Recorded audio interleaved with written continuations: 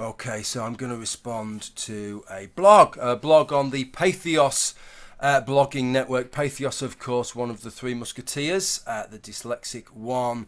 And this blog is called Barrier Breaker by a guy called Martin Hughes. You will note, by the way, the visible microphone. It's supposed to be cool, so I thought let's cool things up a little bit today. So the reason that I'm responding to this, I'm sure you've seen the video by now. You must have seen the video because every man, woman and their dog has responded to it. The video, reasonable questions for anti-sjws. Well, the amazing Atheist did a response. Yes, he did, of course. Most people will have seen his response because he's so very popular and subscribed. And this guy, Martin Hughes, has done a response to that. So what I'm going to do is shine a bit of light there on Martin Hughes' response. And if you've got epilepsy there, that's proper fuck your day up, hasn't it? Okay, so what I'm going to do is I'm not going to read you out the whole thing. God, no. I'm just going to read you out the first paragraph, and I've got a few bits to say. Okay. The amazing Atheist tried to answer the YouTube video reasonable questions for anti-sjws. It got about as many upvotes from TAA's racist, sexist fan club as a typical Hitler video gets on YouTube from white supremacists.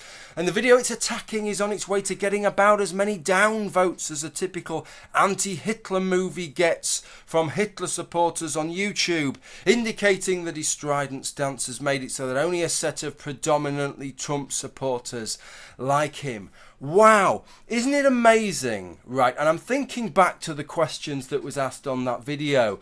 The words like cuck, mangina, beta male, the kind of trashy, non-impact words that it's just schoolyard crap, right? That isn't acceptable. But using words like racist and sexist to smear somebody's entire subscriber base, the kind of words that have tangible impact, that get people sacked from their jobs, that's okay, is it? That's all right to use that kind of language whilst simultaneously criticising these other kinds of words. And talk about Godwin's law, this sort of law that, let's see if I can get this right, as a conversation goes on longer on the internet, the greater or the closer the probability that somebody mentions Hitler or the Nazis tends towards one. Fuck all of that, just straight on with it, straight in with the Nazis and all the Nazi analogies there. And it makes me think of the question that Professor Moriarty asked when he said, and he's talking to obviously the big channels there, the Thunderfoots and the Sargon of Akkad. What does having a lot of subscribers prove? What does having a lot of people agreeing with you prove? Well, now we know what it proves, Professor Moriarty. What it proves if you've got a lot of subscribers, what it proves if a lot of people agree with you, is that you are no better than some kind of neo-Nazi who just can't wait to wax lyrical about what a fantastic chap Adolf Hitler was. So there you go. Now we know. Now you might be saying, look, Jim, why are you reading this out? Because people can throw this kind of crap on either side. I'll tell you why. Right? It's not because this has been written. It's because how I found out about it. And how did I find out about it?